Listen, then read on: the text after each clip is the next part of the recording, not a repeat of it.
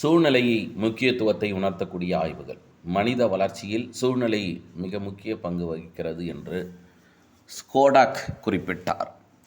உளவியல் ஆய்வாளரான ஸ்கோடாக் மனித வளர்ச்சியில் சூழ்நிலையும் மிக முக்கிய பங்கு இருக்குது, நீங்கள் சொல்கிற மாதிரி மரபு மட்டுமே இல்லை என்றும், அதற்கு எடுத்துக்காட்டாக உறைக்குளிர் பெட்டியில் வைக்கப்பட்ட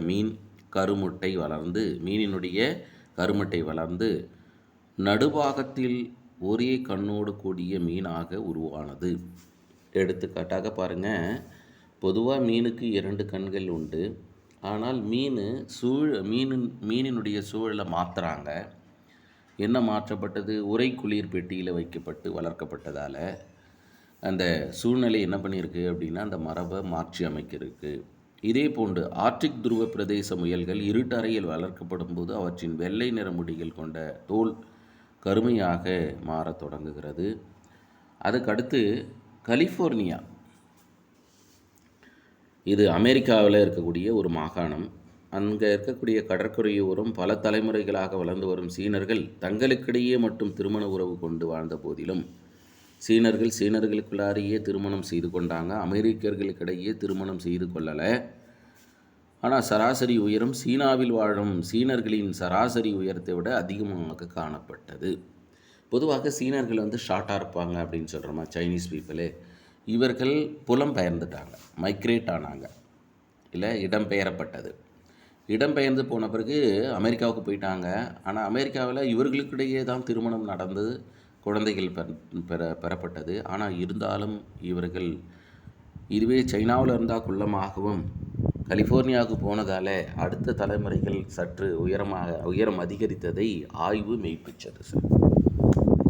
அதற்கு அடுத்ததாக கமலா 1920களில் வங்காளத்தில் ஓநாய் 2 குழந்தையும் கடத்தி சென்றது. அமலாவுக்கு 11 வயது, கமலாவுக்கு 7 வயது. இந்த 2 குழந்தையும் மீட்கப்பட்டு மனித சூழலில் வளர்க்கப்படும் போது ஓநாய்கள் போன்றே இவர்களுடைய நடத்தை இருந்ததால் மனித சூழலுக்கு கொண்டு வந்து மருத்துவ துணையோடு சூழ்நிலை வழங்கப்பட்டுகிட்டே வரும்போது அன்பார்ச்சுனேட்டாக கமலா இறந்துடுறாங்க சார். அப்போது சூழ்நிலையை மாற்றி அமைக்கப்படும் போது ஒரு உயிர் இறப்பதற்கு கூட வாய்ப்பு இருக்குது. ஆமாம் சார், நீங்கள் நன்னீரில் இருக்கக்கூடிய மீனை கடல் நீருக்கு எடுத்துகிட்டு போய் வளர்த்திங்கன்னா இறந்துடும். கடல் நீரில் வாழ்ந்த மீனை எடுத்துகிட்டு வந்து நன்னீரில் வளர்த்திங்கனாக்கா இறந்துடும் சார். அப்போ சூழ்நிலை எவ்வளோ முக்கியம் பாருங்கள். மரபு எந்த அளவுக்கு மிக முக்கியமோ அதே மாதிரி சூழ்நிலையும் மிக முக்கியம்.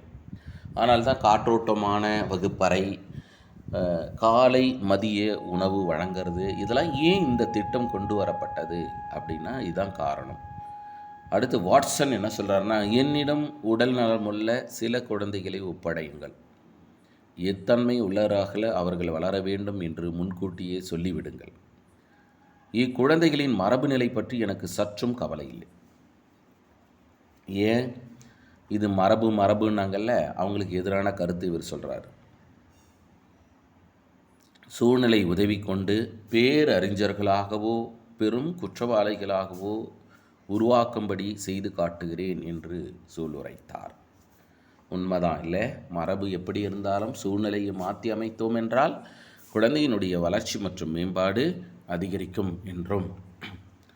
அயோவா பல்கலைக்கழக சோதனை. ஒரே மரபை பெற்றுள்ள ஒருகர் இரட்டையர்கள்,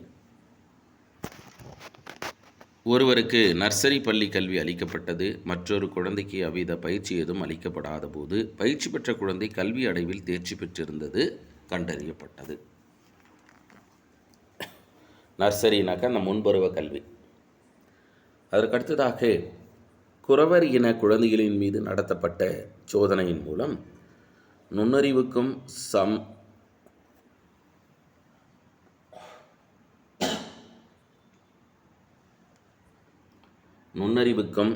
சமூகத்திற்கும் இடையே, சமூக கலாச்சார சூழ்நிலைக்கும் இடையே நிலவும் நேரடி தொடர்பு வெளிப்பட்டது. சிரில் பட் முதலான மேலை நாட்டு அறிஞர்கள், அதே மாதிரி இந்தியாவை சார்ந்த டெல்லி சார்ந்த உதயசங்கர் என்பவரும் நடத்திய ஆய்வில் இளம் குற்றவாளிகளுக்கும் அவர்கள் வளர்ந்த சூழ்நிலைக்கும் உள்ள நேரடி தொடர்பை கண்டுபிடித்தனர். நிறைய பேர் நம்ம மரபுன்னு தானே சொன்னோம்.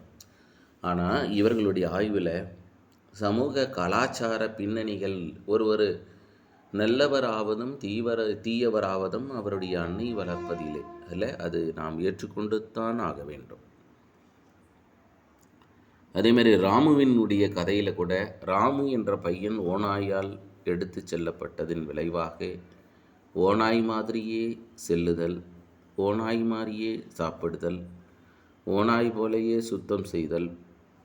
லிப்டன் 14 அனாதை குழந்தைகளை நல்ல சூழலில் வளர்த்தபோது அவர்களின் நுண்ணறிவு ஈவு 5.9 பாயிண்ட்